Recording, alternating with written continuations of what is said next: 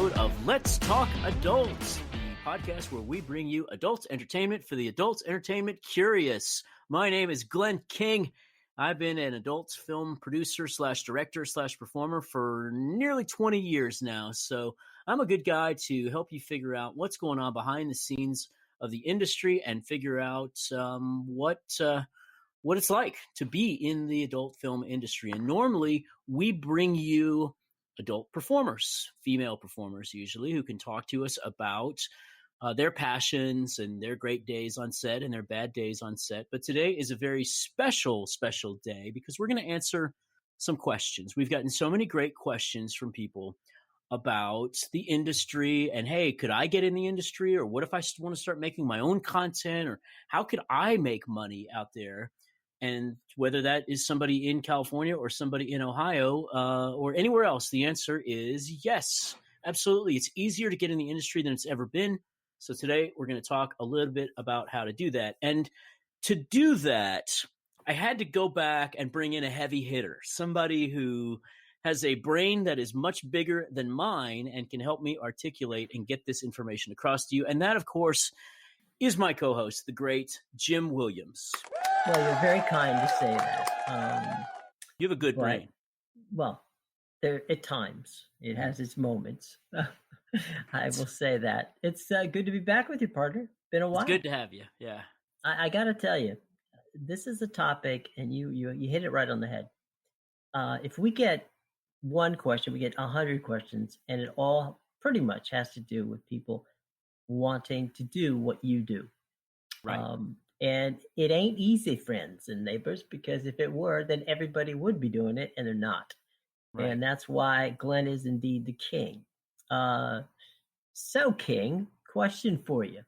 Yeah. How do you get started in that industry? Yeah, so here's the thing. The question that people usually ask is, how do I become a performer in the industry? And then my answer is, you do it the way I did it. You don't get to send off a resume and a picture of your dick to a porn company and then say, fly me in and shoot me. It just doesn't really work that way. I mean, yeah, okay, it's 1 in 1,000. If you look like Fabio and you're that well endowed as well, then yeah, maybe somebody brings you on board. But for the rest of us, what you do is you start shooting your own content. You become your own producer. And so that leads us to the real question I'm going to answer of how I get started in the industry is I can't tell you how to become a male performer in the industry without telling you how to become a producer in the industry. So it works kind of like this. You need to basically figure out in your town, what resources do you have to get started? If you don't, you need to move or plan on flying to somewhere where you can do it. But you're going to need resources like female performers, male performers, makeup artists, perhaps, camera person, production assistant, and a place where you can shoot. If you don't have those things in your city, then you perhaps are out of luck and you should think about moving or at least visiting a city where those things are. So that leads us to the next question, right, Jim? Which is, well, how much money do I need to do this? People, because the answer I always get back after I give the answer of you need to start doing production is, Glenn, I can't afford that. I just want somebody to pay me to be in the business. I need a job. And here's the problem. So did I when I got into the industry. But what I did was first I saved up money doing other things until I had the budget money to get in the industry. That's what people need to do. If this is your passion, this is your dream, is to make porn or make adult content, then you need to save money. And I know people right now who are doing it. They're working as Uber drivers or waiters and waitresses or anything else that, or I worked in corporate America for actually 10 years, 12, yeah, a little more years. than that. Yeah. But you bring up a good point, and that is, look, I've been in traditional television broadcasting since dinosaurs roamed the earth. And at the end of the day, if you want to control your own content and develop your own content, you need money or sponsors or whatever it takes. And folks, what Glenn's talking about, it's your best way to do it is, I can't tell you how many projects have failed because they were underfunded. Yeah. And that is something I'm sure that, Glenn, you can talk to as well. I mean, at the end of the day, you need to put down a legitimate concept of how much money you need to raise or save or, however you need to get it. But it's got to be a legitimate amount. And whatever you think you need, double it. Yeah, true. But let me point out, there is good news we have here in that Right. once you make your first couple of scenes, you can start making money off of it and then use that money and reinvest it into the next scene. So it used to be 20 years ago that you would have to budget enough money to make 20 scenes because those scenes were going to go on DVD, and then you have to, it takes 3 to 4 months for a DVD to come out, and then it would be 3 more months to collect the money from the buyers of the DVD. Distributor works that way. So then it would actually take you 6 or 7 months, and you had to build up a huge amount of money to get started. Nowadays, you can make a scene and put it on an OnlyFans site the next day. It's that simple. So that's the good news. The bad news is that you do need to budget. Now, here are the things that you're going to need to take into consideration when you're putting together your budget.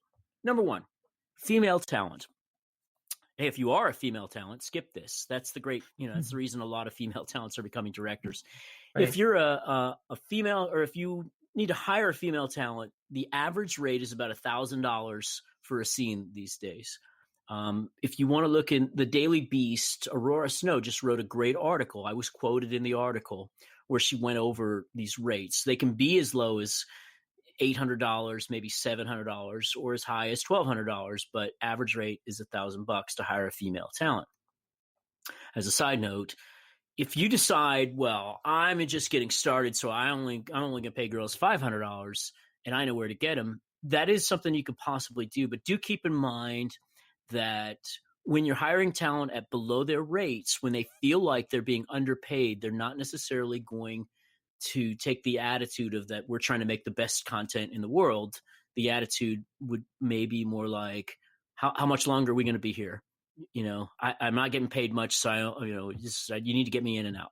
That's not what you want. Okay, male talent will cost you, that one ranges a little bit more, but it could be as low as $200 and it can be as high as, there are actually male talents who work for $1,500 per scene. I would say to budget $400 to $500 for male talents.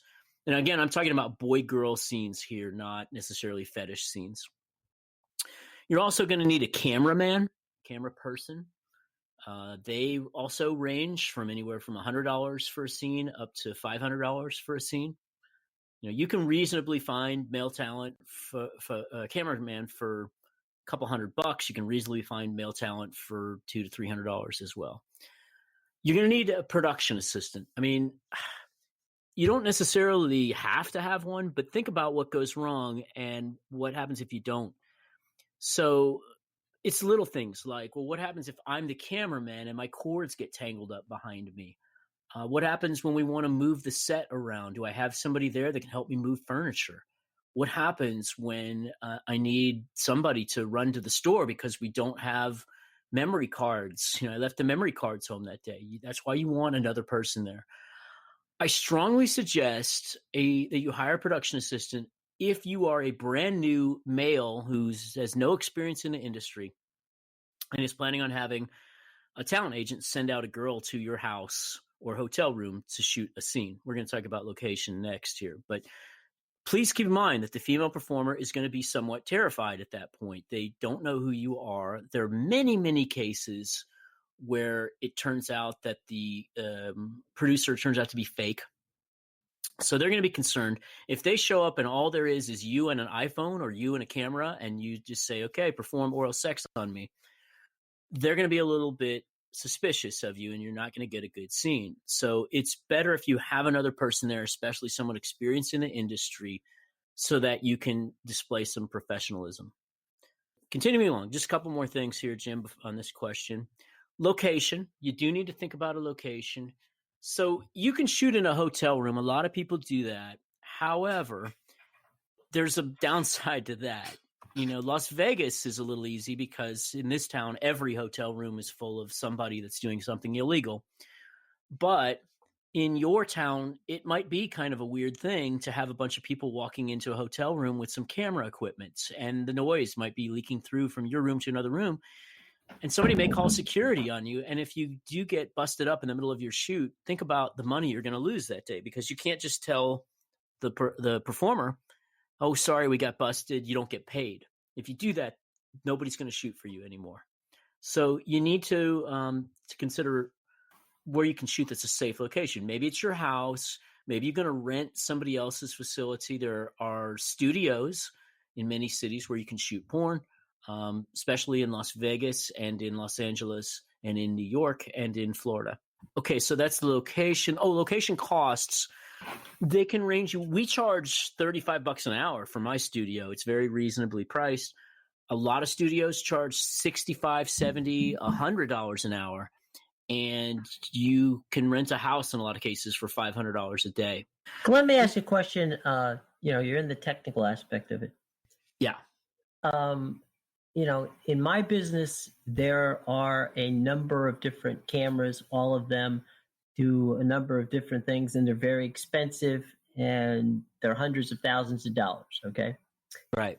Tell me about walk me through what cameras you would recommend if, somebody's going to have to go out and buy a camera to start this process, or rent a camera to start this process.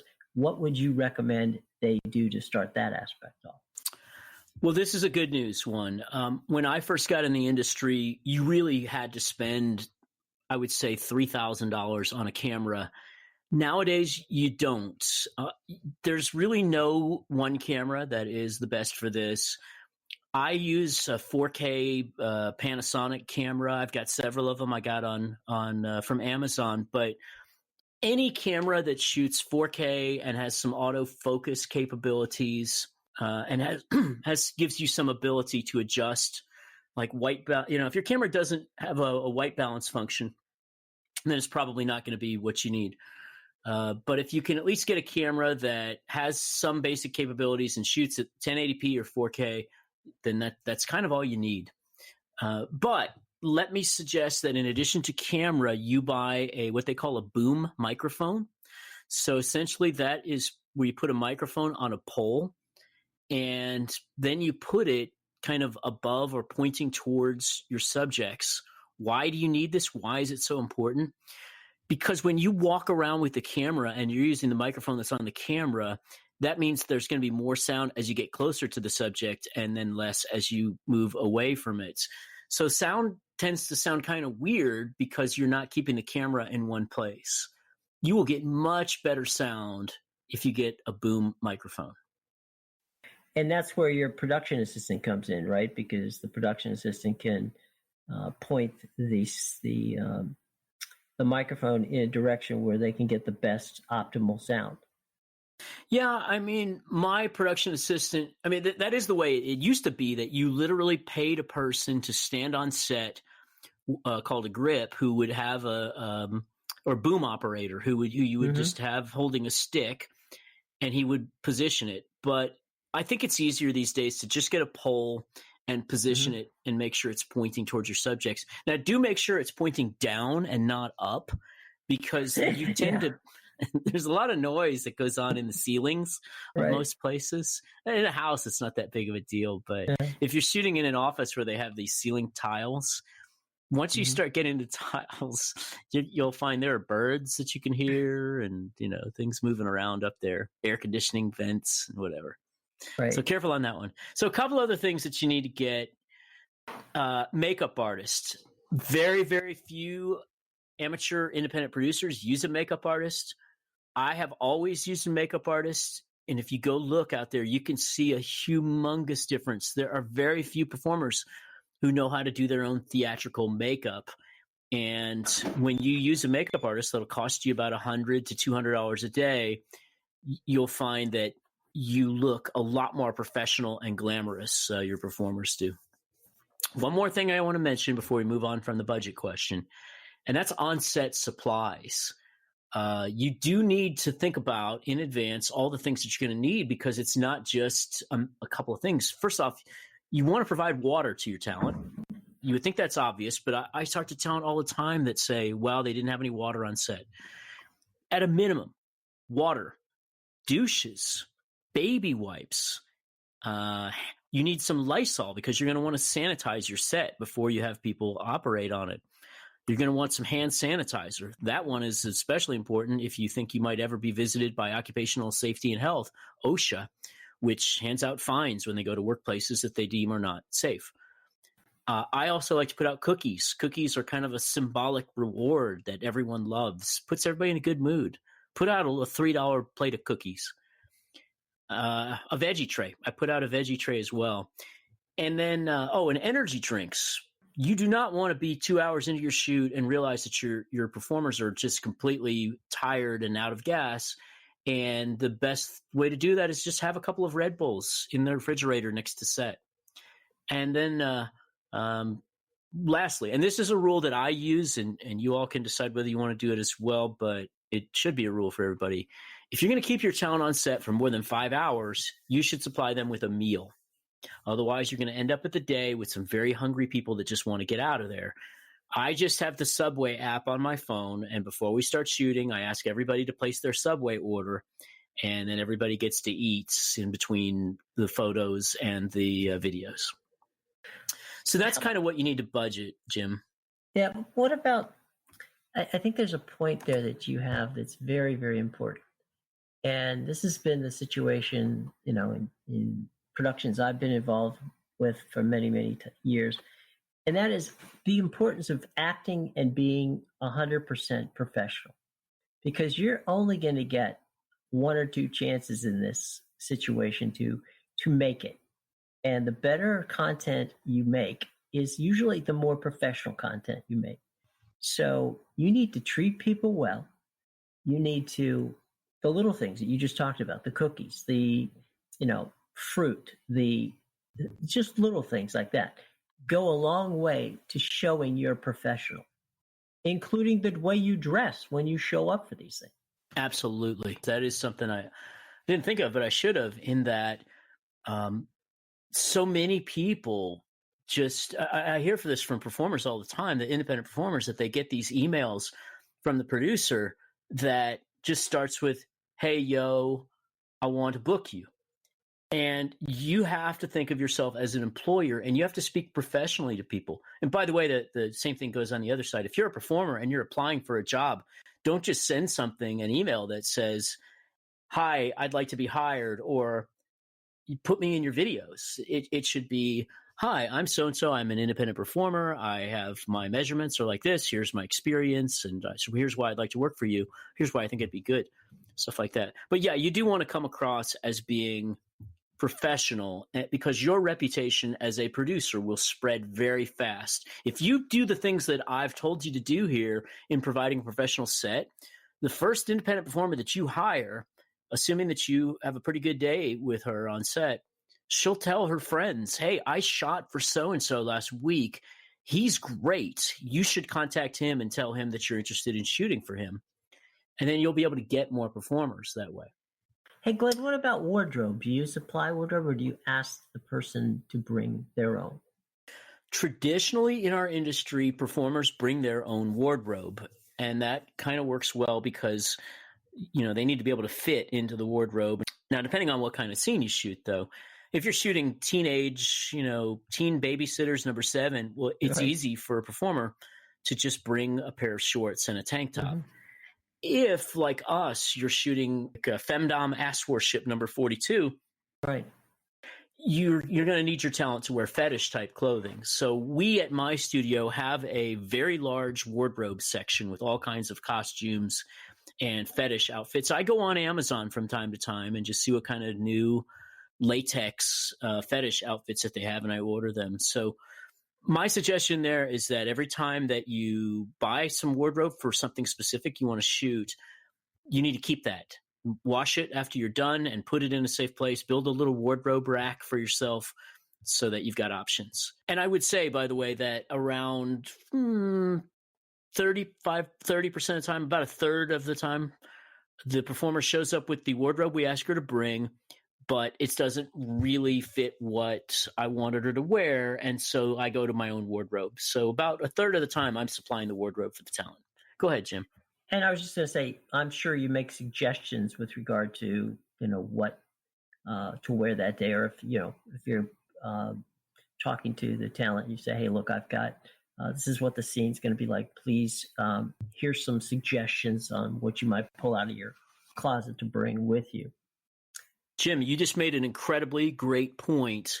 So if you're an independent producer, pay attention to this part of the podcast. You might not remember the rest of it, but do remember this, because I hear from agents all the time that they deal with producers who don't give them the information that they need for a scene. When you book a talent or you book through an agency, the day before, they're going to contact you and say, hey, what are the details for my scene? You need to put together a professional email or response back to them at that point that has all of the information that they're going to need, because otherwise it's your fault if they show up without it. So that means you're going to tell them, hey, yes, thank you for asking. The call time tomorrow is 10 a.m. Here's the location. Here's the address.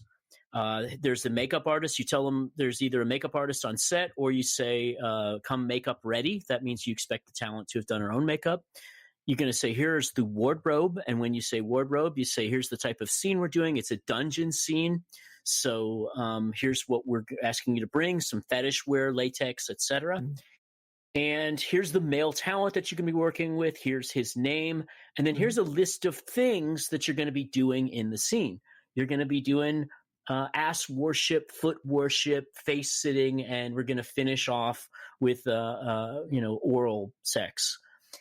And if you don't say those things, so I know of a specific incident where a friend of mine was shooting a face sitting scene. It was like a smothering type deal.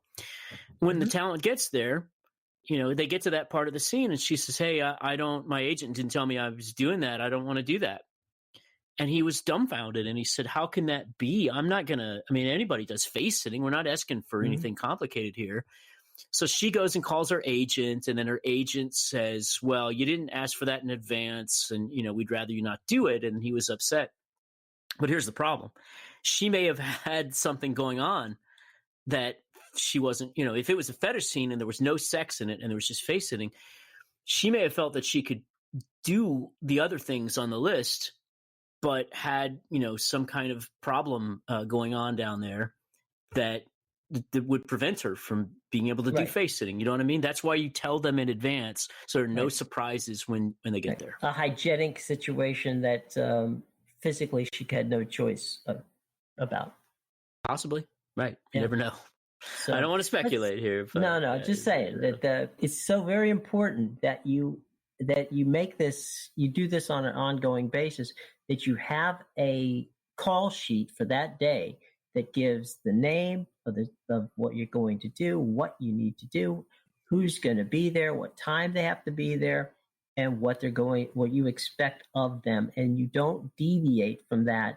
Don't spring something on somebody when they show up, because that is not a good plan. Absolutely. Well, Jim, we're going to talk about the legal aspects that you need to plan for, such as paperwork and what kind of content you should make. But first, we need to talk about our great sponsor, SextPanther. SextPanther, cool, SextPanther. SextPanther is the way that you, the people that are listening to the podcast, can build intimate relationships with the people that you hear on my podcast. In other words, you've heard Christy Canyon on my podcast. You've heard Ginger Lynn on my podcast. You've heard Christina Rose on the podcast. And you fell in love with them on the podcast and were wondering, how can I talk to these people and get to know them and let them get to know me? Well, the answer is SextPanther. SextPanther gives you the ability to text and talk on the phone with your favorite adult performer. Just go to sextpanther.com. Look for your favorite performer on there. It's usually just her name. It's usually just sextpanther.com/Christy Canyon. So then you can get on there and you can send her a dick pic and she can evaluate it. Or you can just ask her, like Ginger Lynn was telling me that most of the guys that contact her on there just want to ask her questions about her life in the porn industry and in the mainstream film industry. So, you can do that. And it's so great because back in the old times, we really didn't have any way of contacting our favorite porn star and getting to know them. But now you do. And you can really spawn some great friendships, or you can really get some great videos and pictures from your favorite talent. Also, if you are a talent, if you're one of the many performers who listen to our podcast, you've got thousands and thousands of followers on Twitter and thousands of followers on Instagram, and you're thinking to yourself, well, how do I monetize all this great customer base, all this great fan base of mine? This is how you do it, is you sign up to be a performer on Sext Panther, and then you can then build the kind of intimate relationships with your fans that you've always wanted to build, while at the same time getting paid to do it. So go to sextpanther.com, whether you're a performer or whether you are a fan, go to sextpanther.com and start enjoying yourself today. Jim, how does that spelled again? It's spelled SEXTPANTHER.com. Sextpanther.com. All right, so spelling lessons always throw me a little bit. Sorry about that. No problem. But it's in the show box, folks. Always in the show box. So don't worry about it. You can find it, and you'll have a lot of fun. It's a great opportunity to do that. Now, we're going to talk about two things. One, the paperwork and the legal aspect of how this goes down, because those are two things you absolutely better know a little bit about. Right. You don't want to go to jail. I think we can all agree on this, right? Yeah. So the adult film industry is a little different than hiring somebody to cut your grass or to do some accounting for you. You need to make sure not only that you are shooting performers who are over 18 years of age, but also that you have paperwork that proves it. So United States has something called 2257 laws. It's actually a registry law, believe it or not. So not actually created by Congress, but it's a law. It's being challenged in court right now too. But point being that the law was put in place to prevent people from shooting underage performers, and it basically says that you need a statement from the performer that he or she is over 18 years of age, and then an ID that goes along with it. So you have this thing that's called a 2257 model release. They're standard. They're everywhere. You can get one by going to freespeechcoalition.com. I suggest you sign up to being a member of freespeechcoalition.com. They have a variety of resources that they can provide you with, and it's not very expensive. And they can also help you with the testing system, which we'll cover in a few minutes. But that document that's the 2257 release form actually has two things built into it. It used to be an 8 or 10 page document when I got in the industry. It's now a one pager. And it says two important things. Number one, it has a statement from the performer affirming that she's over 18. And number two, it has a bunch of legal mumbo jumbo that says that she grants you or he grants you the right to use his or her likeness for whatever you want. Now, imagine this scenario happens to you, which has happened to me. Imagine you shoot somebody, you spend all the money of doing the scene, you've spent $2,500 for that day, and then 3 weeks later, she contacts you and says, hey, you know what? I'm dating this famous celebrity now, and he doesn't know about my porn pasts, so I need you to destroy the content that you created. And you're looking at your $2,500 that you spent, plus all the time you spent making it and so on, and thinking, no way. Well, you really need to have paperwork at that point that says you have the rights to use her likeness. Because if you don't, she can turn around and sue you and say, hey, I never gave him permission to do this. I mean, I know we were there that day and I filmed it, but I thought it was just for private usage and didn't realize that it was for this. And so then you're in trouble. But yeah, so you need that 2257 paperwork, and you also need copies of the IDs. Now, traditionally, people will get at least 2 IDs, if not 3 IDs. The reason you do that, the law only calls for 1, but it is very important that you get a second one that's a backup, because I have had more than one time, it turns out you thought the copy machine made a clear copy of the person's ID, but you can't really read the date legibly on there. So get 2 copies of the ID or 2 different IDs, and get a picture of them holding the ID up to prove that they're the person that's in the ID. You do want to make sure that the picture on the ID matches the person that you've got. Very, very important there. Let's see here. So that's a question people often ask, is how many IDs. Also, the ID has to be government issued. You can't just get somebody's so that's a driver's license, a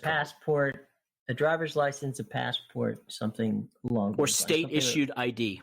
Right. Those are really the only 3 things you should be accepting. When somebody brings you their library card, that's a municipal that was issued by a municipality. That's not the same thing. Doesn't count. Yeah. Right. You need a state issued identification or United States issued identification. And so that's the basic paperwork that you need. Go ahead, ask the question. No, I was just going to say, from a legal standpoint, should you go to LegalZoom and get some advice on contracts, or how best do you do your contracts? Yeah, don't go to LegalZoom, because LegalZoom doesn't have anything specialized for the adult entertainment industry that I know of. Mm-hmm. Right. You want to go to the freespeechcoalition.com. That's just freespeechcoalition.com. Okay. And use their industry standard contracts. Don't change the contracts. Just use them as is. That's my suggestion. Use the boilerplate. Use the boilerplate. It's not complicated, these things here. Make sure that you pay your talent, by the way, because if you don't have what they call consideration, in other words, if you're not paying somebody, then they can say, well, this is not a valid contract. So it comes up from time to time. They can also say you don't own the content. Right. They can claim the rights to that content as well. And intellectual property, lawsuits are very rough on the producers. Absolutely. You'll lose, or you'll spend a lot of money trying to fight it. But this is, by the way, so here's, again, I will tell you guys when to pay attention to the podcast. Pay attention to the podcast for a second here. My suggestion is, do not use cash to pay your talent. Do not use cash to pay your talent. A lot of you like to do it because you don't like to report taxes and whatever, and it's complicated. But if you don't pay your talent in cash, if you don't pay your talent with a check, what are you going to do when they come back 6 months later and say, I never got paid for this? He doesn't have the right to use this content. That's why you want to have a check. Now, in some states, by the way, there's some issue as to whether or not you're supposed to pay them as an employee or a contractor, but I'm not going to get into that with you. That's something that you're going to have to, it's the next level of complicated up. If you want to just start in the beginning and pay them as a contractor, that probably works.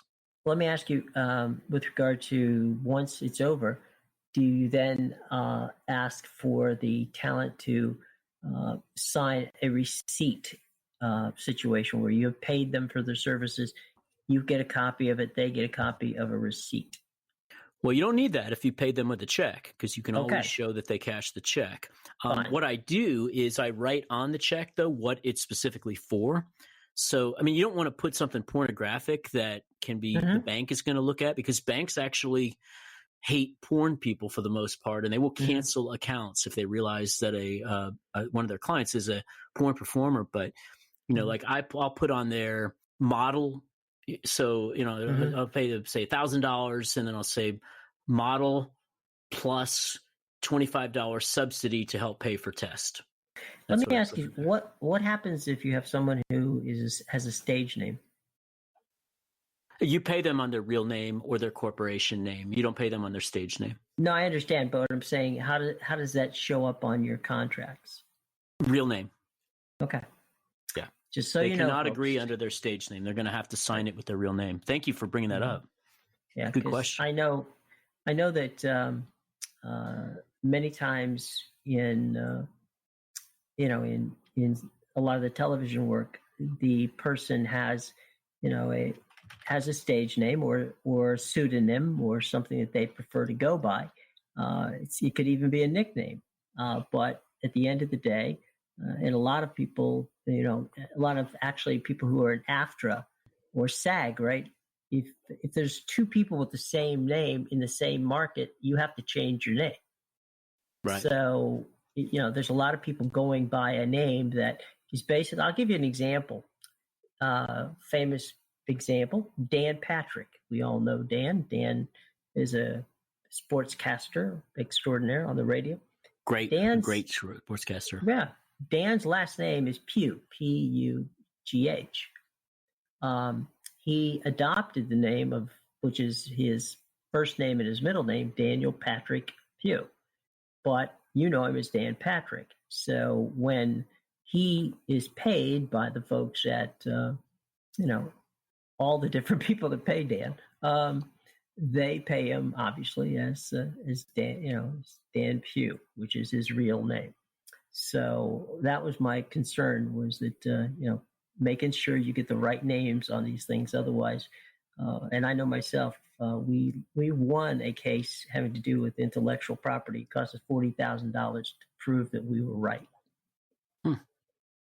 And by the way, Dan Patrick has, I can't remember the name, but it's some sort of horrible physical disease these days. And my thoughts and prayers go out to him. Yes. As he fights. Good guy. Yeah. Really one of the most talented sportscasters of all time, the great Dan Patrick. Well, let's talk about obscenity laws. People always ask me about obscenity laws because nobody's ever really defined them. And you see things all the time now, like websites like Clips for Sale and I Want Clips will suddenly make an announcement one day saying, we're no longer accepting content that features the following keywords, peeing or choking, smothering, etc. And you're like, wait a minute, why are you doing that? Is it now illegal to make choking videos? So here's the problem. There is a law in the United States that basically says it's illegal to make or distribute obscenity. What is obscenity? Well, it's one of the only laws in the world where you don't know what's obscenity until it's in front of a grand jury. So imagine that, like you're trying to decide whether or not to run a red light, and you're not sure whether it's legal or illegal because you wouldn't know until it's in front of a jury. I mean, that's a good law in that red light means do not go. Obscenity, though, is not defined. You don't know whether it's illegal to make peeing videos or choking videos or whatever. Now, they have, by the courts, they created something called the Miller test, which was in a Supreme Court decision in 1973 called Miller versus California. And it says the basic guidelines for the trier of fact must be A, whether the average person applying contemporary community standards would find that work taken as a whole, it means they got to watch the whole thing, appeals to the prurient interest. B, whether the work depicts or describes in a patently offensive way sexual conduct specifically designed by the applicable state law. And C, whether the work taken as a whole lacks serious artistic, political, or scientific value. So what does all that mean? It means that they can kind of take anything they want and try you or indict you on obscenity charges. And here's the thing, they rarely actually win obscenity cases, but it doesn't matter because you're going to spend $500, $600, $700, you're going to spend every dollar you have on defending yourself. And in 98% of all cases, you don't have enough money to defend yourself. So you're going to settle for some kind of deal that involves you giving them all your money, getting out of the porn industry, going on probation, and basically letting them ruin your life. So this is why back in the 70s, the industry lawyers got together and they said, how do we help porn companies avoid being tried for obscenity charges? We're not talking about winning obscenity cases. We just said, how do we avoid not getting charges filed against us in the first place? And what they came up with was you need to avoid violence, blood, fisting, incest, and scat. I'm not going to explain scat. You can look it up. Bestiality is also on the list. Don't do those things. Now, over the years, so what happened was different presidents decide whether or not they want to go after the porn industry or not. The Reagan presidency, Reagan had a lot. They had an entire thing called the Meese Report where they went after the industry. The Bush presidency, George W. Bush, was really unfavorable to porn. And under him, people like Max Hardcore went to jail. Rob Black went to jail. There was another performer making or distributing bestiality stuff that went to jail. and they had charges going against John Stagliano. Then when Obama took over as president back in 2008, he took all of the people that were high-end people off of the obscenity task force, and the people that were left had limited resources to work with to continue to prosecute John Stagliano. And so the judge ended up dismissing all charges against John Stagliano on the third day. And then there were no more obscenity cases filed under Obama. So that without cases being filed, people started to push the system and push the guidelines and just try it and see what would happen. And so that's why now you see a lot of incest videos and you see a lot of violent videos as well. But here's my statement. Okay, pay attention now. This is an important area for you to pay attention. You need to think about what happens if the government does decide to prosecute obscenity and what would happen to you. Because if you get chosen to be a government victim on this, and I say victim because I don't agree with any obscenity charges for the most part. I think free speech should be treated as free speech. But if they target you, again, you're going to spend every dollar that you have and you're going to be out of the business. And it only takes one, let's say you shoot, I've shot 15, like 2,000 scenes now. If they pick one little scene you shot that had somebody being too aggressive in like a male raping a female way, or one little scene that had some, peeing in it where a girl peed on a guy or a guy peed on a girl, and they decide to prosecute you, your life as you know it is over. That's all it takes is one little mistake you make. So is it worth it for you to make content that could end up getting prosecuted? Now, under Donald Trump, we have not seen any obscenity prosecutions. But Donald Trump is 70-something years old.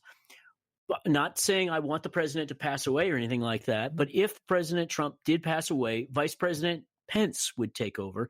His reputation is very much as somewhat of a religious activist. And his thinking on obscenity might be very different than Trump's. And so he might to your reactivate point, the obscenity task force, and all of a sudden our entire industry might change rapidly. Jim? But to your point, it was Pence and his ilk who oversaw the bringing of judges to the circuit court. So you may come up against a state judge who came from the federal society, and that's your worst nightmare. So Pence actually, even though they weren't going after pornography or anything even close to that, they have put in over 100 lower court judges, all of whom have come from this federal society type situation, and they are very, very, very ultra conservative. So you have to be very careful from that standpoint. Glenn, to this point, we've talked a lot about it may be the concept here might be the KISS concept of starting off. Have an idea, keep it simple, and develop your abilities. I mean, I'm sure when you started, I know when I started, it was to me, okay, I just want to get a framework down.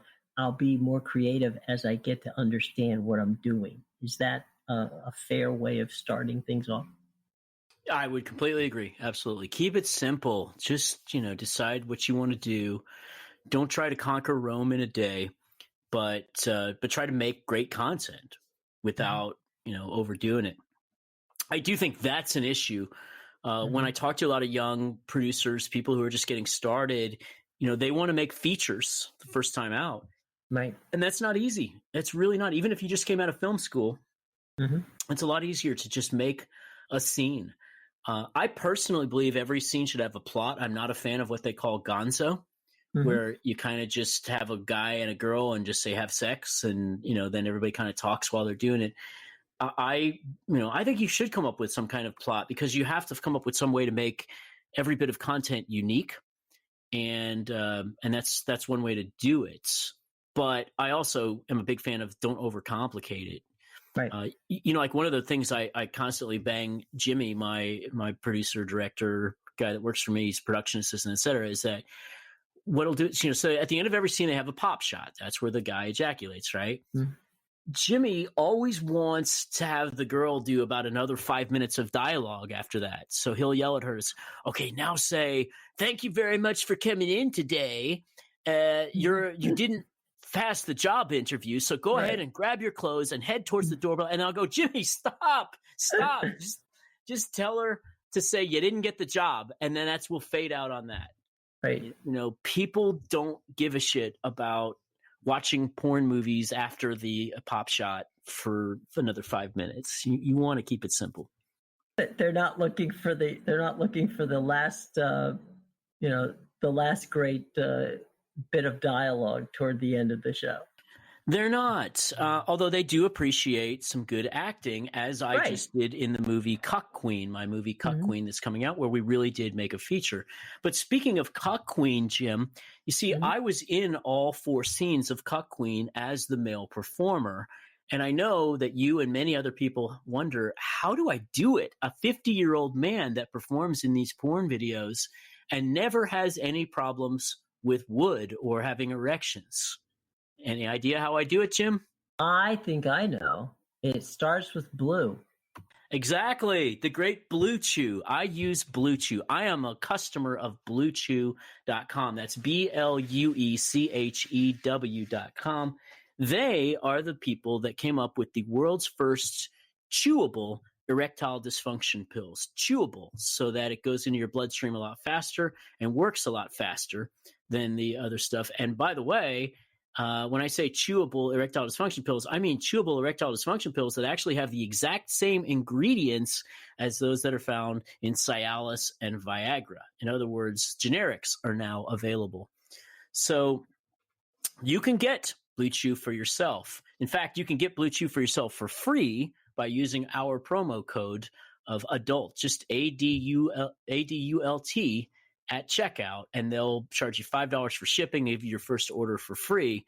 But just think how simple this is. I mean, I've been using Cialis for a long time, but I used to have to go to my doctor, and then like the worst part is that he's got a really hot nurse. Right. What do they call the person? They don't call them nurses anymore, do they, Jim? The person. Well, it depends. Some's a physician assistant, some are nurses.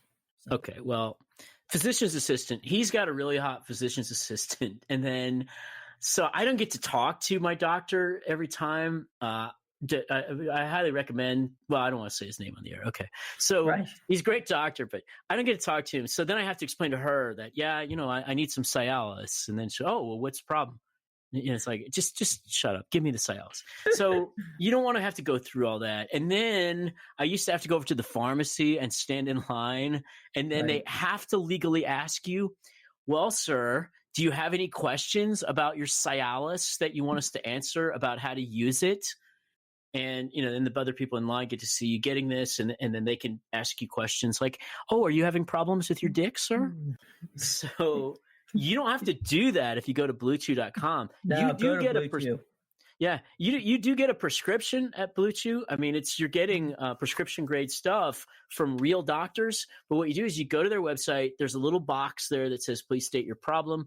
Just write in there, I am having trouble with erections, or I need help with erections. That's all you got to put. A doctor will review it and then issue a prescription that is legal for you. And then the Blue Chew will be shipped directly to your home. I have some in front of me right here. It's in a little pouch. You hear the pouch crinkling? So that's a pouch.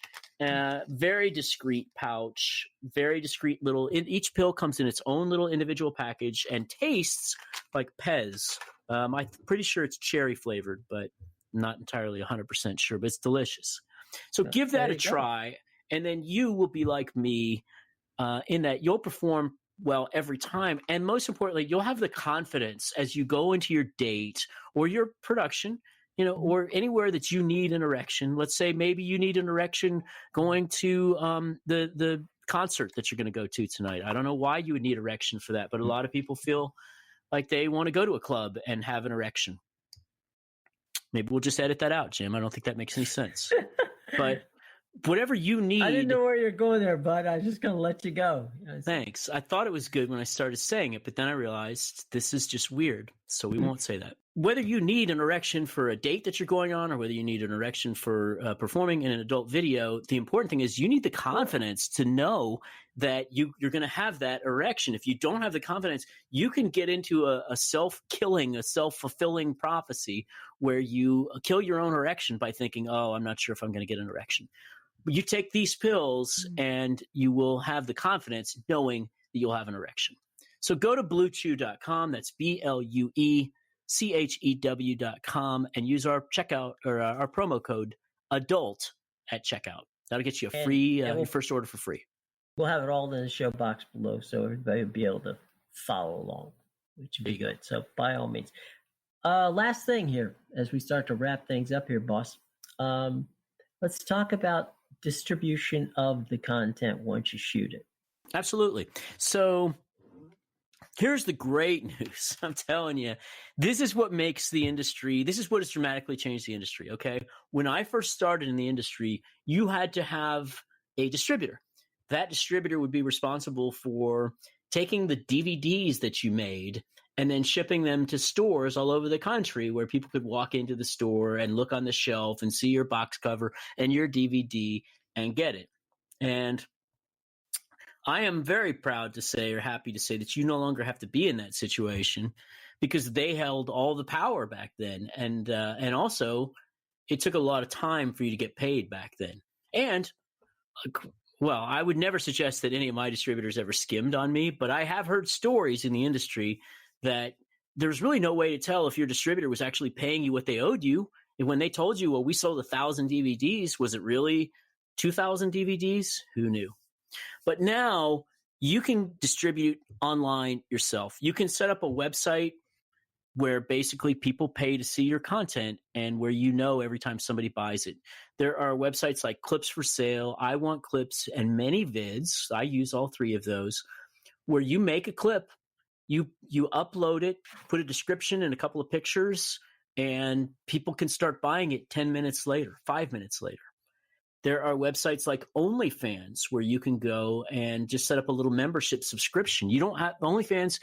All these websites I'm talking about, they do all the web hosting for you. So all you really have to do is the uploading. But OnlyFans lets you just charge, $20 a month, $5 a month, $10 a month, $100 a month, whatever you want to charge, and start putting content up. And then people pay to see it. And it also allows you to have pay-per-view content as well, where people pay every time or just pay to see a specific clip.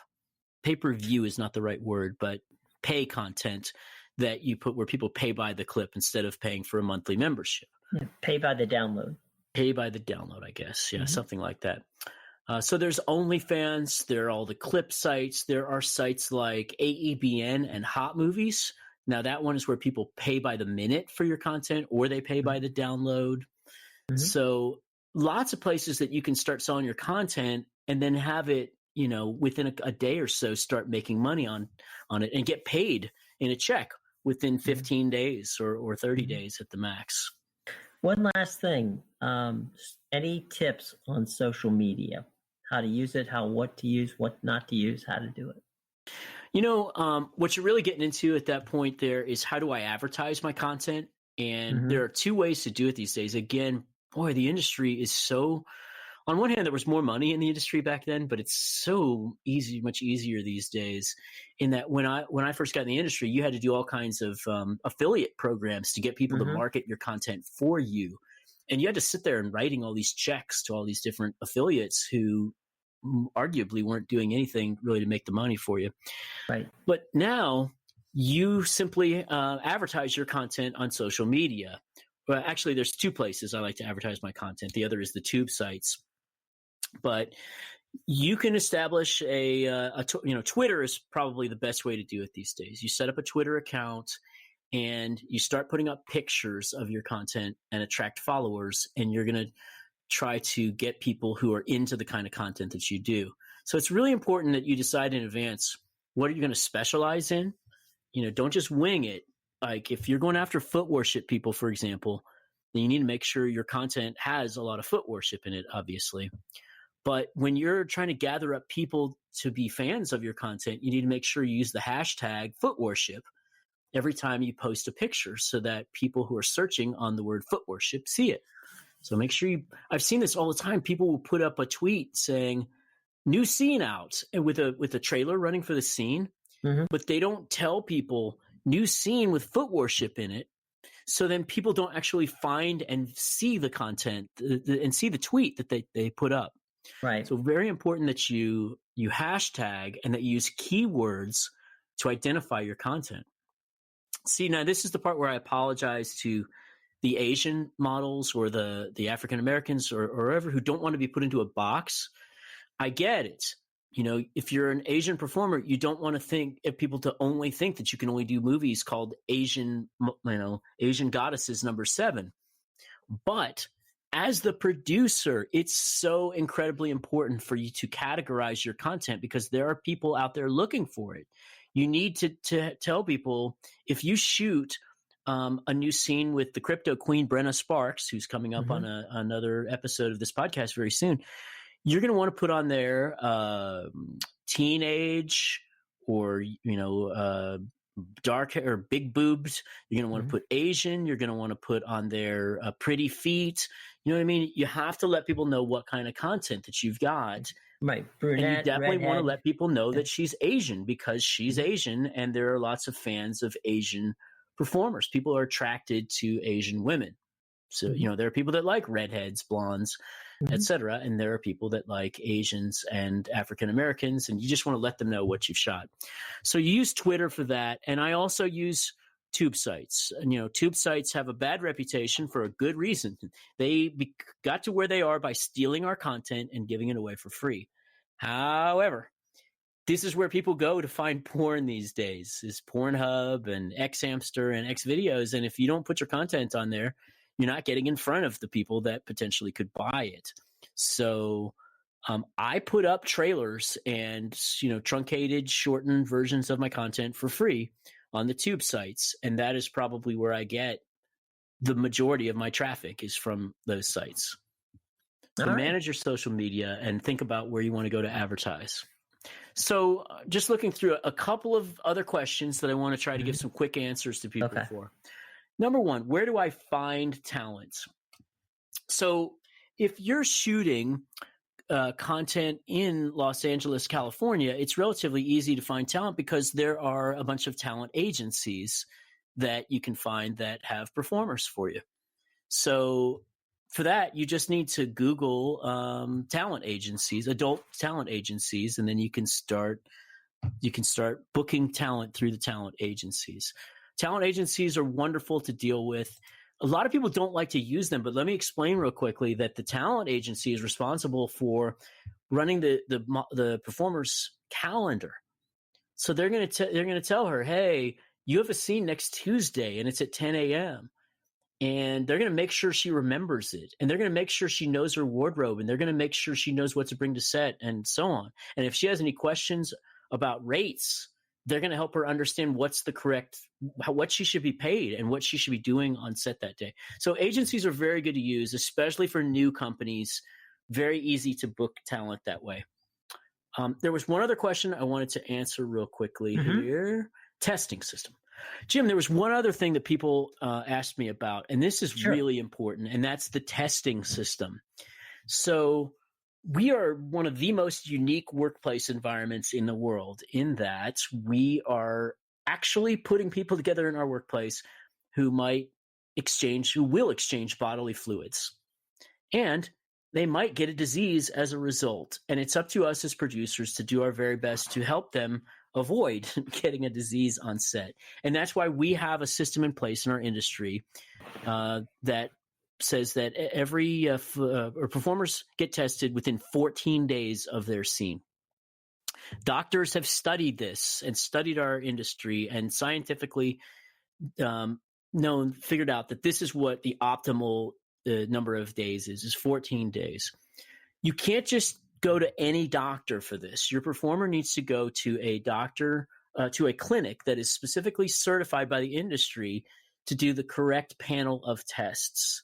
Very important that they go to the correct doctor, to an industry certified doctor clinic, instead of just going to their own doctor. We need to make sure that they took for example, there are several different types of HIV tests, and some of them are much more reliable than others. You can't just give your performer like a ready, what they call it, a ready test, where they can be on set and give you a response within 20 seconds of whether it's yes HIV or no HIV. First off, you got to test. You'll get a false positive in cases like that sometimes. You could. But you also have to test performers for gonorrhea and chlamydia and all kinds of different diseases. It's not just a matter of testing for HIV. So there's talent testing service. There is cutting edge testing. Those are two of them. There's a third one that they just added. You can get all the information you need to know about the testing system at the freespeechcoalition.com, or it's just freespeechcoalition.com. We'll put that in the show box so that people know where to find it. Yeah, I would like to have the head of the Free Speech Coalition come on to our show very soon and talk to us about how they come up with the system here. So there you go, Jim. That's kind of, we could go on we could do a part 2 of this and cover another 3 hours of production. But I think what we've done here is we've given our audience the ability to get started, and now they know what follow-up questions they need to ask us. So you've given a master's class today. Yeah. This is a master's class on getting started. I should have charged you guys for this. Everyone who's watching this needs to sell something in your house and send the money to me. Just kidding. Everything's free. We never charge people for our podcast because we love to share with our audience. So, right. But if you have follow-up questions, which I'm sure you do, you can email them to letstalkadult@gmail.com and we'll check it. I'm sure neither Jim nor I has checked it in a while, but we're going to check it and answer some of those questions for you. Right. We're here to serve. We're not in the government, but we're here to serve. Right. All right. So wrapping us up, Jim. Well, I'll tell you what. If you're not one of the over 50,000 people who've taken the opportunity to subscribe to this podcast, first of all, shame on you. Second of all, we make it simple. You can find us in the iTunes store because we're happy to be part of the Apple Podcast group. Same thing happens with me to go to Google Play. Why? Because we're part of the Google Podcast family. We're on Spreaker, Stitcher, Spotify, as well as TuneIn, iHeartRadio, YouTube. Now, if for some reason you cannot find us, then if you have an assistant device like Alexa or the Google ones or the folks with Apple, of course, that's the Siri group, just ask for the latest edition of Let's Talk Adult, and they'll play it for you. Also, check out your Google machine and type in Let's Talk Adult, and if you can't find it there, all you have to do is hit the favorite button or the subscribe button, and each week you'll get a brand new edition of the podcast sent to your phone or to your tablet or to both. So very simple to do. Please go out and do it today.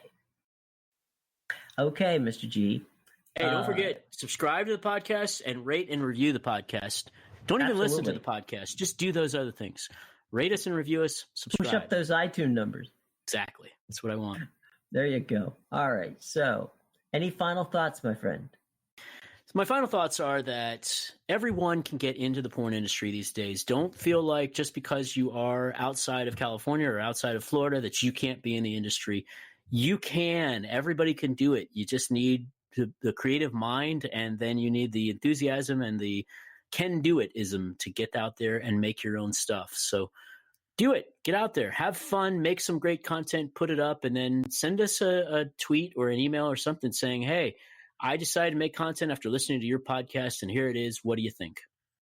We'll even review it for you on a show. Yeah, that would be great. We'll do that. Good idea. Yeah, we'll do some reviews and some, give you some tips on what you did right and what you might be able to do better next time.